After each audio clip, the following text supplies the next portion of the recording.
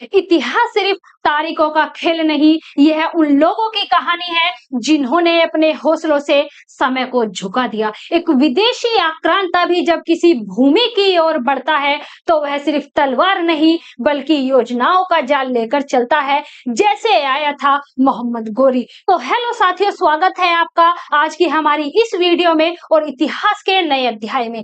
तो कल हमने जाना था कि किस प्रकार से दिल्ली की जो दिल्ली है वो पहले इंद्रप्रस्थ थी और इंद्रप्रस्थ से क्या कैसे दिल्ली बनी। तो उन सारी चीजों को भी हम जो कल हमने पढ़ ली है कल की वीडियो में एक लाइन के माध्यम से आपको बताते हैं। तो इंद्रप्रस्थ से दिल्ली बनी, तोमर लाए लोह स्तंभ। क्या इंद्रप्रस्थ से दिल्ली बनी, तोमर लाए लोह स्तंभ, चौहान ने किया संगठित, फिर आए तुर्कों के गम। आज हम तुर्कों के द्वारा क्या गम आए उनकी बात करेंगे। तो चलिए शुरुआत करते हैं आज की इस वीडियो की और जानते हैं मोहम्मद गोरी के बारे में। तो साथियों, सबसे पहले क्या हुआ, सबसे पहले यदि जाने, देखो ये एक ऐसा बच्चा है जो भारत में आएगा और भारत में आकर इतिहास को बदल देगा। यहाँ से इतिहास एक नया मोड़ लेगा और एक बहुत ही रोचक कहानी शुरू होती है और धीरे धीरे भारत में शासन हो जाएगा, पहले गुलाम वंश और उसके बाद मुगल काल। उन सब के बारे में भी पढ़ेंगे। सबसे पहले आज इस बालक जिसका नाम है मोहम्मद गोरी उसके बारे में जानते हैं। और इसका पूरा नाम की यदि बात की जाए, इसका पूरा नाम था शिहाबुद्दीन। क्या इसका नाम था शिहाबुद्दीन, शिहाबुद्दीन मोहम्मद बिन शाम, मोहम्मद बिन शाम, ये था इसका नाम।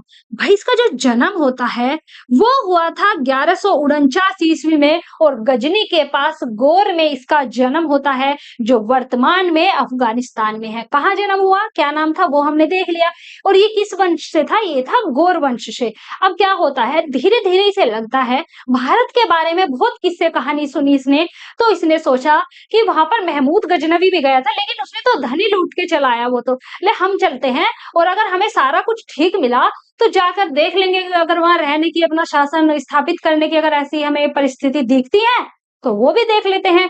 तो ये क्या करेगा, अब ये करेगा, ये पूरी सेना को संगठित करता है, युद्ध कला को सीख ही रहा था बचपन से, सारी चीज में निपुण होता है और चल देता है भारत की ओर। जब ये भारत की ओर चला तो सबसे पहले ये आया गुजरात में। जब गुजरात में आता है ये 1178 ईस्वी में, कब, 1178 ईस्वी में आया।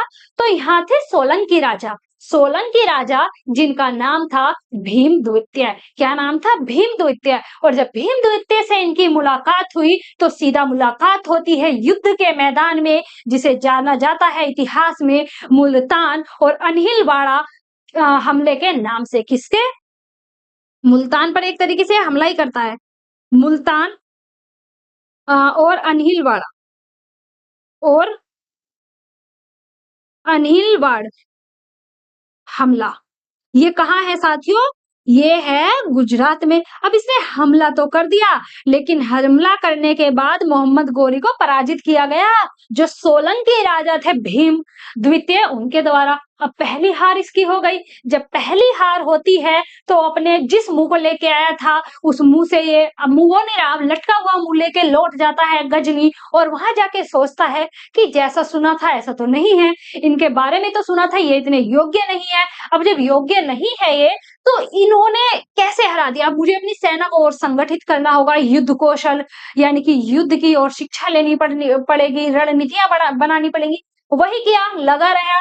और उसके बाद भारत में आता है 1191 में। और जब 1191 में पहुंचा और तो ये आता है तो इसकी मुलाकात होती है पृथ्वीराज चौहान से और वे कहते हैं कि ठीक है, अगर हमारा बल देखना है, हमारी शक्ति देखनी है तो सीधा मिलना कहां पर, युद्ध के मैदान में।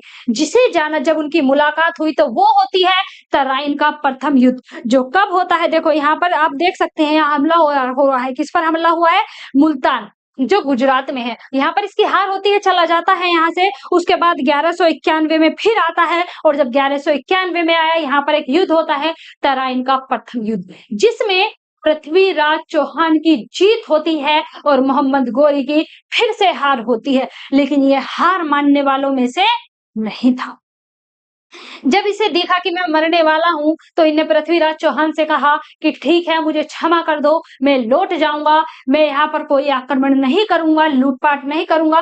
पृथ्वीराज चौहान, हमारे यहाँ पर सबके दिल बड़े होते ही हैं, माफ कर दिया कि ठीक है, जा, चला जा तू वापस।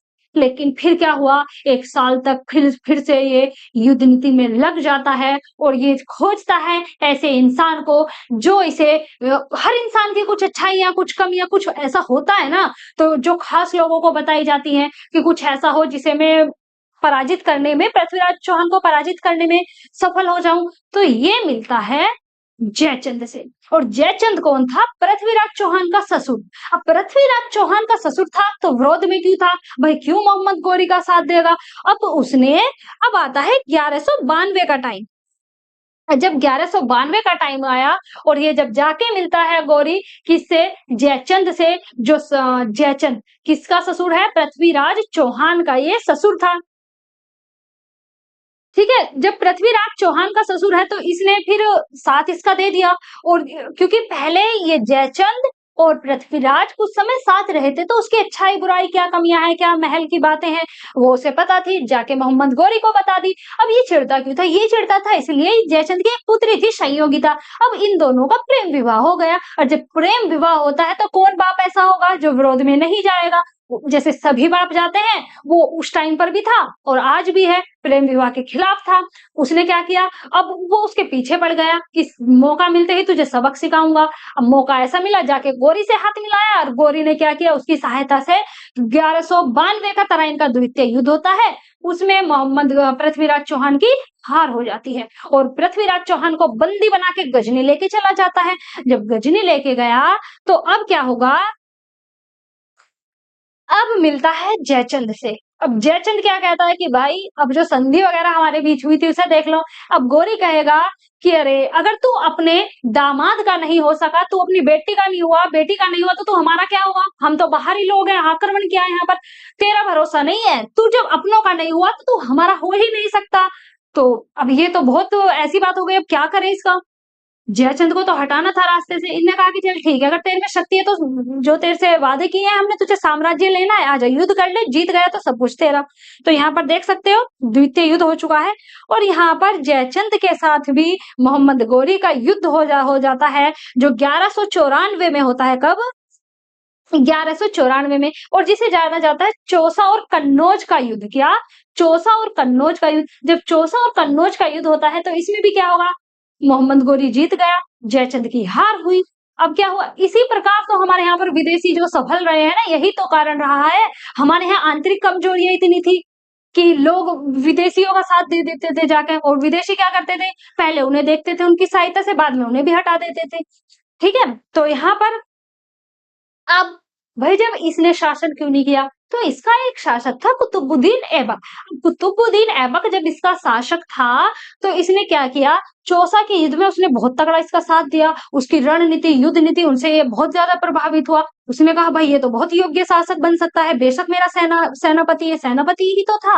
तो उसे क्या करेगा, जब ये यहाँ से जाएगा सब कुछ जीत कर, तो दिल्ली पर नियंत्रण हो ही गया मोहम्मद गोरी का, तो इसे कुतुबुद्दीन ऐबक को देके जाएगा कि अब तुम इसे संभालना, तुम यहाँ के सुल्तान हो। गुलाम से सुल्तान तक का सफर कैसे तय किया वो हम बताएंगे अगली वीडियो में। तो यहाँ पर दिल्ली की जो, देखो यहाँ पर आप देख सकते हैं, ये समझा रहा है। उसके बाद यहाँ पर दिल्ली की सल्तनत को कुतुबुद्दीन ऐबक को सौंपकर चला जाता है। और जब ये जाता है, कब जाता है, 1206 में।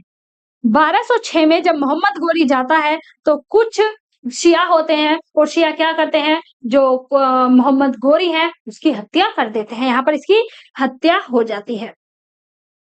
और यही वो शासक है जो भारत में स्थायी मुस्लिम शासन की नींव रखने का जो श्रेय जाता है वो मोहम्मद गोरी को जाता है। कुतुबुद्दीन ऐबक, इल्तुतमिश जैसे शासकों ने के लिए ये मार्ग को क्या कर देता है, प्रशस्त कर देता है। यदि कुछ और फैक्ट्स की बात करें तो मोहम्मद गोरी ने, इसके बारे में आप समझ सकते हैं, ये हमें भी मोटिवेशन देगा। बेशक उसने जो किया वो गलत किया, लेकिन यहाँ हमें इसे पढ़ाई से क्या जोड़ना है कि मोहम्मद गोरी ने हर हार से सीखा। यदि यदि हमारी परीक्षा में एक बार हार हो जाए तो हमें उससे सीखना चाहिए, ना कि निराश होकर बैठना चाहिए। जब वो प्रथम युद्ध में हारा, जो कहा गुजरात में उसने हमला किया उसमें हारा, फिर तराइन के प्रथम युद्ध में हारा, तो उसने देखा कि मेरी कमियां क्या रह गई। उन कमियों को सुधार कर वो तराइन के द्वितीय युद्ध में उतरा, वहां उसकी जीत हो गई।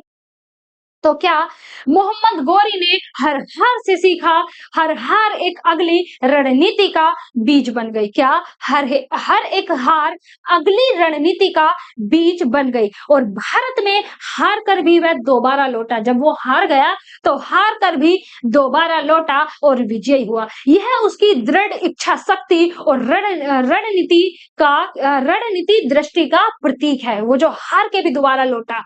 उसकी मृत्यु के बाद भारत में पहली बार एक गुलाम ऐबक शासक बना और एक बड़ी सामाजिक क्रांति यहाँ से आएगी और इतिहास एक नया मोड़ यहाँ से लेगा। तो यहाँ पर हमने किसके बारे में जान लिया है? मोहम्मद गौरी के बारे में जान लिया है। और एक बात और पता चलती है, हर वही हारता है जो दोबारा उठने की हिम्मत नहीं रखता। जो दोबारा उठने की हिम्मत रखता है तो वो जीतता जरूर है, जिस प्रकार मोहम्मद गौरी ने जीत हासिल की। तो आज के लिए हम इतना ही रखते हैं।